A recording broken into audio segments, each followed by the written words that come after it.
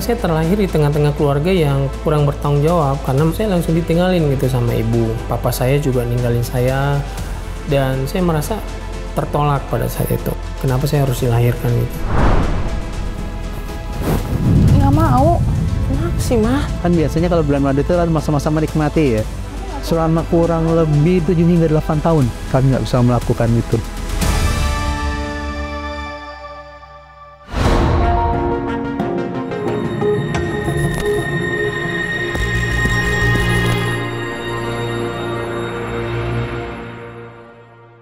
Kan biasanya kalau bulan madu itu kan masa-masa menikmati ya. Masa-masa menikmati, sudah sekian lama berumur, menikah, pengen ada sesuatu hal yang mau kita jalanin dong. Nggak mau. Kenapa sih, Mah? Udahlah. Aku nggak bisa. Kita berdua tidak bisa melakukan hubungan seperti laki suami istri. Aku ini suamimu loh. Saat itu saya ya sempat down gitu dan kaget juga kok ada kayak gini. Terus saya sempat ya sebenarnya ada apa dengan saya gitu. Kamu nggak tahu apa yang aku rasain. Masa kayak gitu nggak bisa sih kamu? Selama kurang lebih dari pernikahan itu sekitar 7 hingga 8 tahun kami nggak bisa melakukan itu. Kalau awal-awal kayak oh mungkin baru menikah nih, masih mikirnya mungkin normal. Lama-lama ini kayaknya udah mulai ada something yang nggak beres gitu kan. Terus kok ke dokter ini dibilang kurang rileks, dokter ini bilang trauma, akhirnya jadi kayak kita jadi pusing gitu kan, kayak gimana gitu. Terus merasa kayak ya kayak ada something yang nggak berfungsi gitu, yang harusnya jadi kita nggak bisa berperan maksimal sebagai seorang istri. Istilahnya ada something yang kayak ya peran kita tuh istilahnya kayak ada yang ya disfungsi, istilahnya kayak gitu ya. Sama-sama lah nyari lah, istri itu sampai dari dokter, sampai dikasih obat perangsang, sampai kita melakukan liburan ke mana di daerah puncak gitu kan.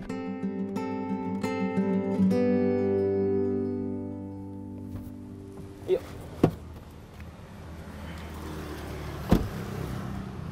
Sayang, baju aku udah rapi belum sih? Baju kamu? Udah cantik Nih, belum? sedikit dulu rapihin. Nih, rambut kamu juga harus rapi. Nah, gini kan cantik. Hopeless juga, kayaknya nggak bisa sembuh. Sempat mikir kayak ya udahlah emang kayak gini gitu kan.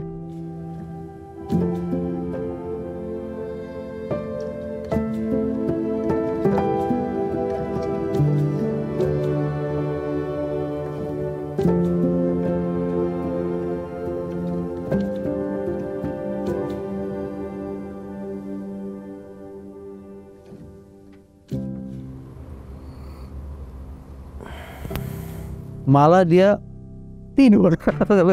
Waduh, saya bilang, wah saya bingung nih. Nah, kesel sih ya, kesel ya. Kan harapan menikah kan salah satunya kan ingin melakukan itu gitu kan. Selama 7-8 tahun saya nggak bisa melakukan itu kan.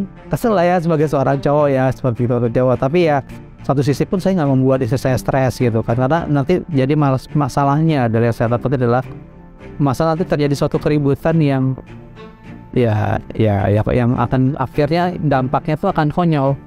Workaholic, bekerja. Jadi saya bekerjanya gila-gilaan gitu. Jadi saya berangkat pagi, pulangnya udah malam. Jadi paling di rumah itu hanya sebagai tempat tidur. Jadi benar-benar bekerja. Saya hanya bekerja dan terus bekerja. Bekerja ya pada saya pelampiasan lain ya udahlah. Saya bekerja aja lah udahlah. Enak lo ya kerja sekarang cuti terus ya. Bukan madu mantap dong. Honeymoon sih honeymoon, liburan sih liburan, Bang. Lu tahu kan, Bang? Tujuan gua honeymoon, tujuan gua liburan. Gua program sama istri gua kan. Tapi lu tahu, gagal semuanya, Bang. Gagal. Ya ketika gua program sama istri gua. Saya pernah cerita, wah lu belum pernah kayak gitu. Wah untung itu lu Chris katanya. Loh kenapa? Kalau gua jadi lu, gua ceraiin istri lu. Masih banyak wanita di tempat lain. Kadang-kadang lu nggak coba ini, nggak coba apa namanya, cari alternatif. Enggak lah, saya nggak pengen seperti itu.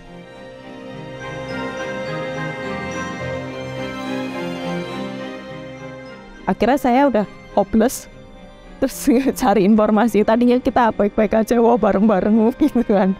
Akhirnya terus saya cari informasi di luar Indonesia. Saya menemukan dokter itu jadi vaginismus merupakan kekakuan pada dinding vagina sehingga menyebabkan terjadinya kekakuan pada saat penetrasi, baik itu penetrasi karena hubungan seksual maupun penetrasi karena tindakan medis.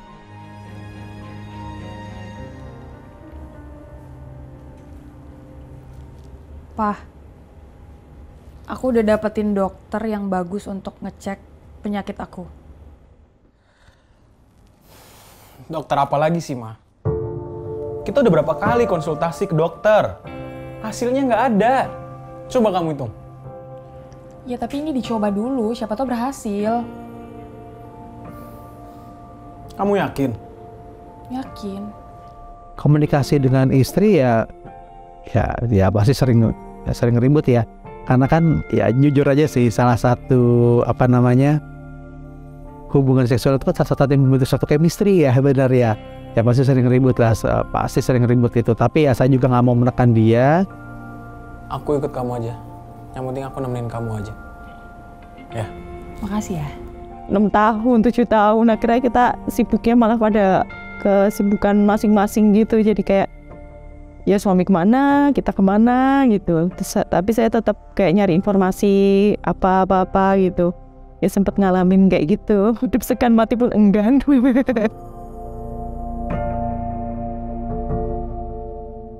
Tahun 2016, kebetulan saya udah yang paling merasa hopeless ya 2016. Karena kebetulan saya musisi ya, saya mengekspresikan jadi lagu. Saya malah kayak larut dalam lagu saya. Jadi saya pas itu tuh merasa bahwa saya yakin bahwa di dalam kelemahan saya itu pasti Tuhan punya rencana gitu. Tapi nggak tahu apa, tapi saya yakin banget Tuhan punya rencana. Akhirnya itu saya tuangkan dalam lagu. Akhirnya 2017 awal keluar jadi album. Akhir 2017 saya ketemu dengan dokter yang tepat dan akhirnya sembuh. Di situ saya merasa kayak oh ini rencana Tuhan gitu. Saya percaya di dalam kelemahan saya ini Tuhan pasti punya rencana. Dan campur tangan Tuhan itu yang saya perlu. Terus saya berharap melalui kejadian saya ini ada suatu karya Tuhan gitu. 2017 setelah saya ketemu dengan dokter yang tepat ini, akhirnya saya sembuh. Dan sembuhnya itu juga amazing. Sembuhnya itu 1 hari setelah saya melakukan pengobatan. Nah seharusnya tuh sekitar 2 minggu sampai 8 bulan. Sekitar segitu. Tapi itu saya 1 hari langsung sembuh. Itu benar-benar saya bersyukur banget dan kata dokternya ini baru pertama sampai kaget gitu. Selesai pengobatan dan itu berhasil ya, kita benar-benar ya luar biasa ya. Selama ini yang kita inginkan untuk bagaimana melakukan hubungan suami istri secara normal itu boleh terjadi pada saat itu. Dan kita juga mengucap syukur, terima kasih banget dengan dokter tersebut gitu.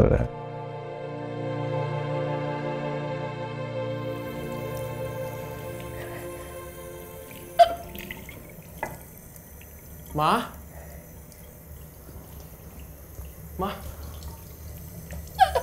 Ya ampun. Ma, ayo kita ke dokter aja. Ma. Wah kayaknya nih curiga gitu, kok jadi mual-mual seperti itu. Terus akhirnya kita kembali ke dokter yang tadi menyarankan untuk bayi tabung. Dok, jadi gimana hasil pemeriksaan istri saya? Jadi istri bapak, ibu positif hamil. Pada saat dilakukan pemeriksaan ternyata sudah ada janin, puji Tuhan sudah ada janin. Jadi akhirnya nggak jadi program hamil.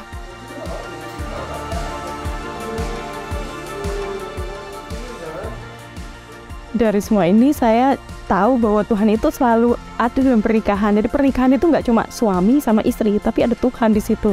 Di saat kita kurang, Tuhan sendiri akan menyempurnakan. Dan justru di dalam kekurangan kita ini, kuasa Tuhan boleh semakin sempurna. Kenapa kami bisa bertahan hingga saat ini? Karena kami adalah pernikahan itu adalah sebagai suatu komitmen dalam suatu janji. Pernikahan kan baik suka, duka, baik sakit ataupun sehat itu kan selalu bersama-sama, ya kan?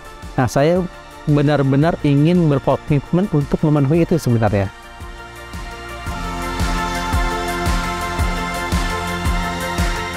Makanya kenapa perjalanan ini walaupun banyak keluh kesah, walaupun banyak sakit hati, tapi kita berdua masih tetap menjaga hubungan ini bagaimana tetap harus utuh.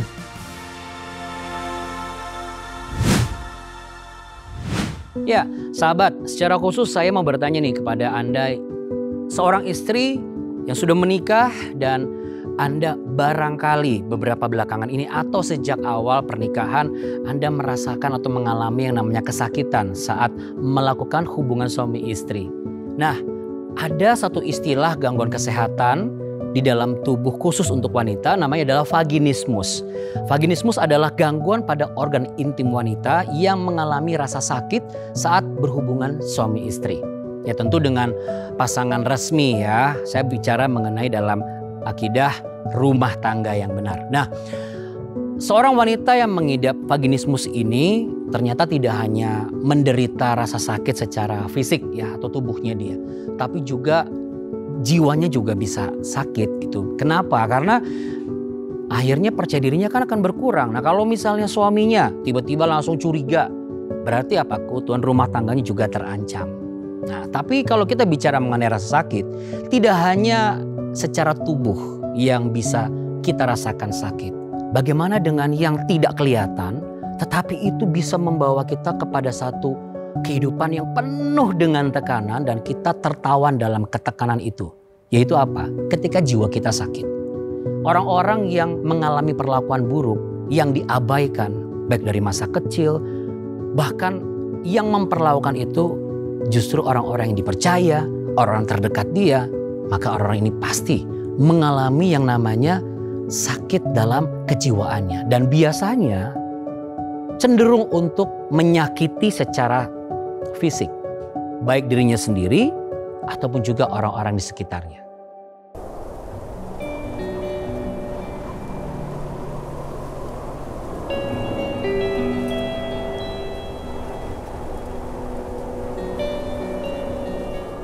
Awal-awal sih saya sedih ya, karena memang dimana saya nggak punya tempat gitu, dan saya juga merasa sendiri pada saat itu.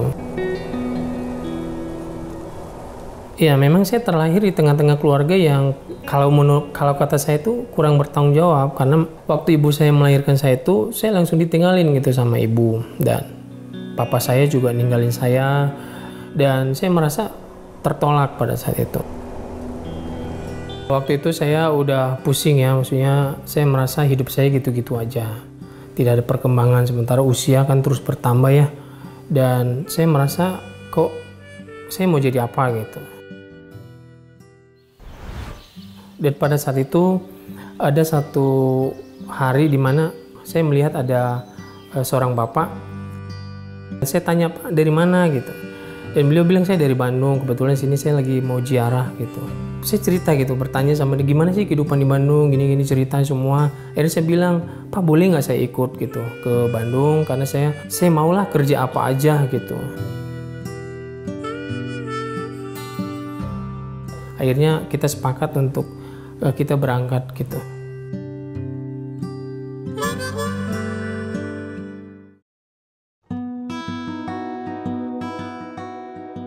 Saya diajak ke rumahnya, dan kebetulan dia punya bengkel pada saat itu. Tapi itu nggak lama, karena kondisi bengkel itu sepi. Sampai pada satu titik karena bengkelnya sepi, nggak ada pelanggan, saya diusir waktu itu. Udah kamu pergi aja dari sini, ngapain di sini gitu. Nah itu yang membuat saya akhirnya pergi dari tempat itu. Dan waktu saya pergi dari tempat itu, saya bingung kan mau kemana. Kalau masalah tidur, saya tidurnya itu di emperan.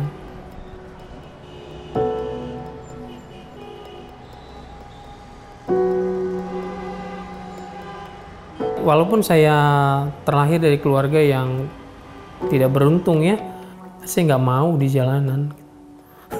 Bau kotor ya, jorok. Dan itu yang membuat saya harus bangkit gitu.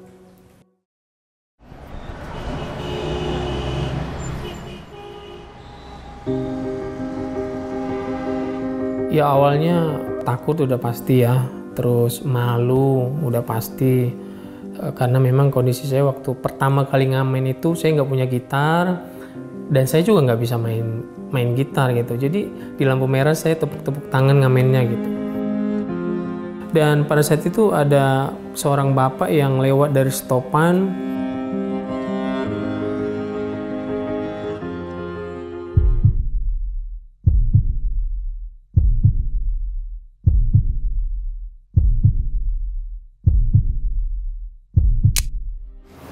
Enggak.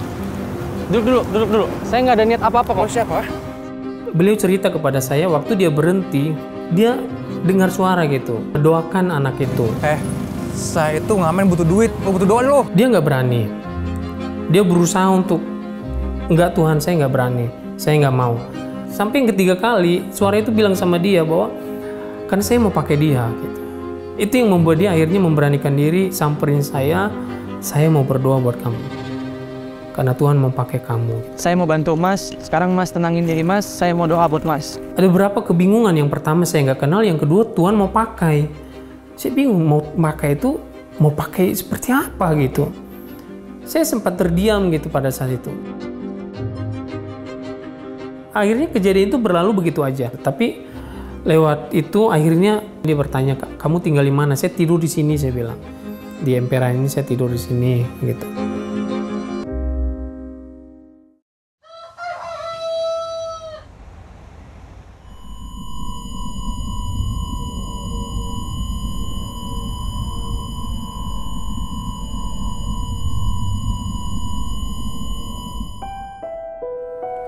Halo Mas, nih, makasih ya Pak. Ya. Akhirnya tiap malam beliau datang gitu, dan dia udah samperin saya. Gimana hari ini? Ya, gitulah Pak. Bagaimana ngamen hari ini gitu ya, dapatnya berapa? Terus beliau bertanya, kamu mau sampai kapan begini gitu? Apakah kamu tidak pingin hidup kamu lebih baik gitu? Saya kan tiap hari ngeliat Mas di sini. Gimana kalau Mas ikut saya? Gimana Pak? Ya ada tempat saya, nanti Mas bisa istirahat di sana. Kayak gitu. Nah mungkin sebelum kita berangkat, saya mau doain Mas lagi. Perasaan saya pada saat itu saya minder. Minder kenapa? Karena karakter saya itu keras gitu ya. Sementara orang-orang di dalam gereja itu kan Shalom, Tuhan memberkati gitu kan.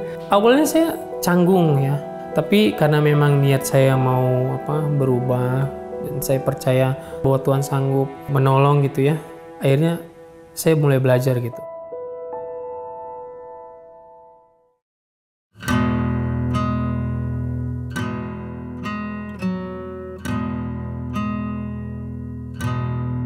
Prosesnya cukup lama ya, maksudnya kita harus penundukan diri sama dunia pelayanan seperti itu, dimana kita harus, kan kalau kita mau jalani kan berat banget sebenarnya ya. Tampar pipi kanan, kasih pipi kiri gitu kan. Akhirnya menyadari gitu bahwa apa yang dilakukan ini salah gitu. Terus ada pikiran juga, mau sampai kapan sih begini gitu. Kalau hidupmu lebih baik, dirubah dong karakternya gitu. Rio, kamu udah berapa lama di jalanan ngamen gitu, udah berapa lama? Saya udah cukup lumayan lama Pak. Udah lama? Lama banget Pak. Kamu kan masih muda.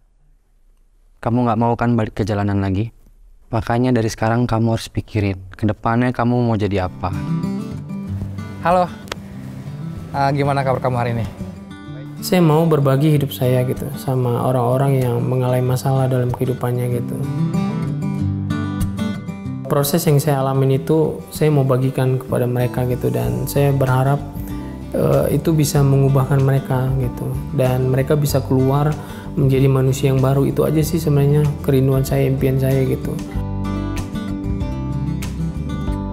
Ya Tuhan itu buat saya itu pemulung dalam arti dia memulung barang-barang bekas yang ada di sampah, yang ada di selokan gitu ya, dia ambil, habis itu didaur ulang gitu. Setelah didaur ulang menjadi barang yang baru gitu.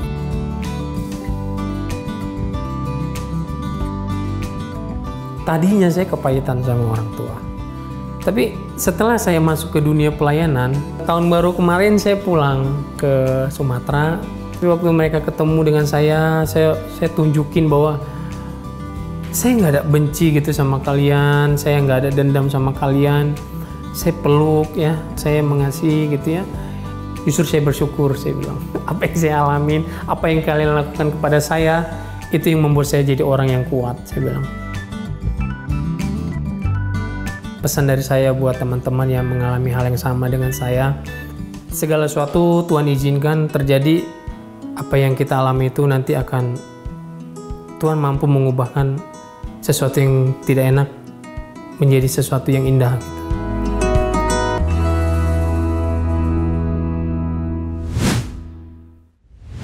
Maka berseru-serulah mereka kepada Tuhan dalam kesesakan mereka, dan diselamatkannya mereka dari kecemasan mereka.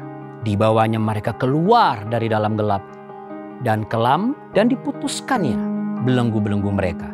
Inilah yang dicatat dalam Mazmur pasal 107 ayat 13 sampai 14. Apakah sahabat juga sedang mengalami kesesakan, gak tahu mau ngomong sama siapa, mau berseru sama siapa juga gak ngerti? Ya, beberapa dari Anda mungkin tumbuh di sebuah keluarga yang seharusnya melindungi Anda. Ya, tapi sebagai anak kita bisa apa sih? Ya, saya juga setuju. Tapi ya, setiap orang memang harus diizinkan mengalami seperti ini. Walaupun misalnya harus dilindungi tapi kenyataannya tidak. Siapa sih? Saya bicara tentang orang tua. Tentu kita mengharapkan orang tua yang mengasihi kita kan. Orang tua yang tidak mengabaikan kita. Tapi apa yang terjadi? Justru orang tua saya nggak mengasihi saya loh. Bahkan nggak nganggap saya ada. Atau sebagian Anda sahabat yang sudah menikah, Anda memiliki pasangan, entah itu suami atau istri. Ya katakanlah dalam pernikahan yang Anda sudah idam-idamkan, sudah Anda jalani, ternyata tidak seperti yang Anda bayangkan sebelumnya. Pasangan Anda, ya Anda merasa dan Anda melihat atau Anda mengalami, ternyata dia tidak mencintai saya sebagaimana mestinya atau sebagaimana yang saya harapkan. Atau Anda hidup dengan sakit penyakit yang tidak kunjung sembuh. Itu seakan-akan penyakit itu kayak grogotin fisik terus. Ini juga lama-lama membuat fisik kita juga hancur, jiwa kita juga tertekan dan akhirnya terpuruk dan hancur. Ya kalau tekanan terus menerus dalam hidup, yang pastinya bisa merusak masa depan kita. Manusia yang dibentuk oleh hal buruk sepanjang hidupnya akan menjadi manusia yang memiliki kepribadian terluka. Maka dia cenderung apa? Merusak diri. Sahabat harus memperkatakan dari dirimu sendiri. Coba ulangi kata-kata saya. Saya mau pulih. Saya bisa pulih. Katakan sekali lagi, saya mau pulih. Saya bisa pulih. Nah, apa yang harus sahabat lakukan? Seperti firman Tuhan tadi. Berhenti berseru kepada orang yang gak jelas. Apalagi berseru kepada diri sendiri yang sedang belum pulih. Berserulah kepada Yesus Kristus Tuhan. Minta pertolongannya. Jika sahabat merasa, Tuhan aku gak kuat lagi. Untuk melakukan ini saya sendirian gak mampu lagi. Berarti sahabat harus cari pertolongan. Gak bisa sahabat cuma diam. Ya udahlah emang begini. Gak bisa. Kita juga harus aktif gitu.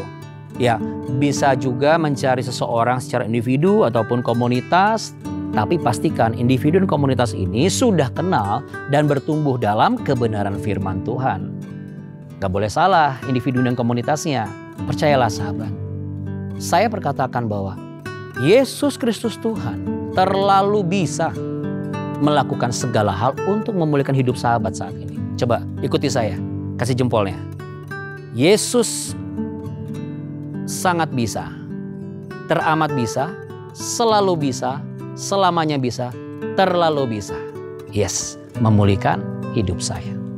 Ya saat ini sahabat saya sudah bisa melihat cukup banyak nih sahabat-sahabat yang sudah mengirimkan permintaan tolong dukung saya dalam doa ya. Di mana?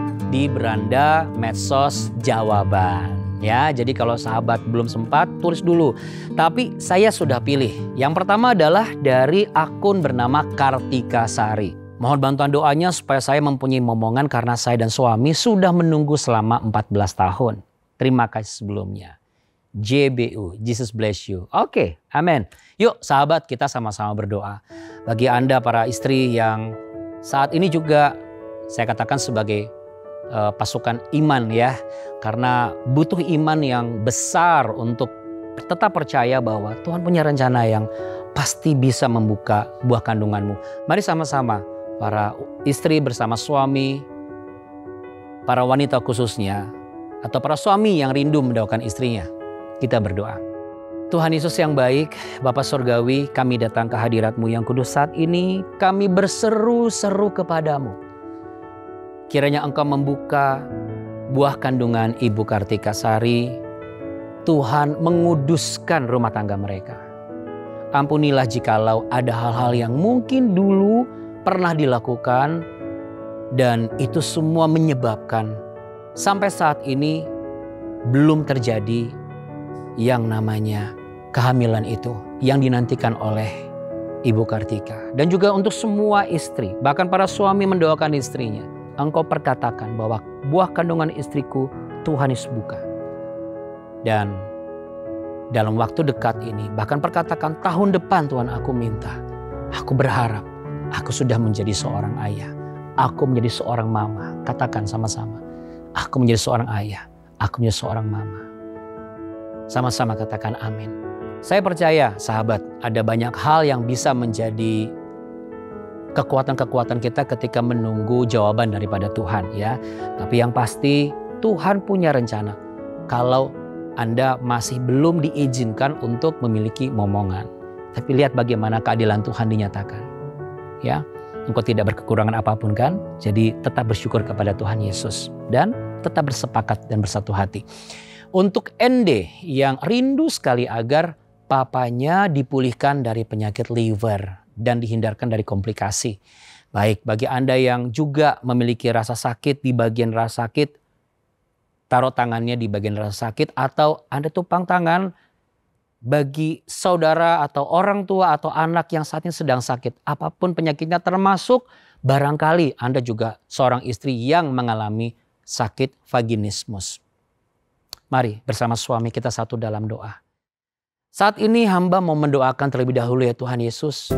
Ibu Ende yang mendoakan ayahnya agar ayahnya dipulihkan dan disembuhkan dari penyakit liver dan komplikasi.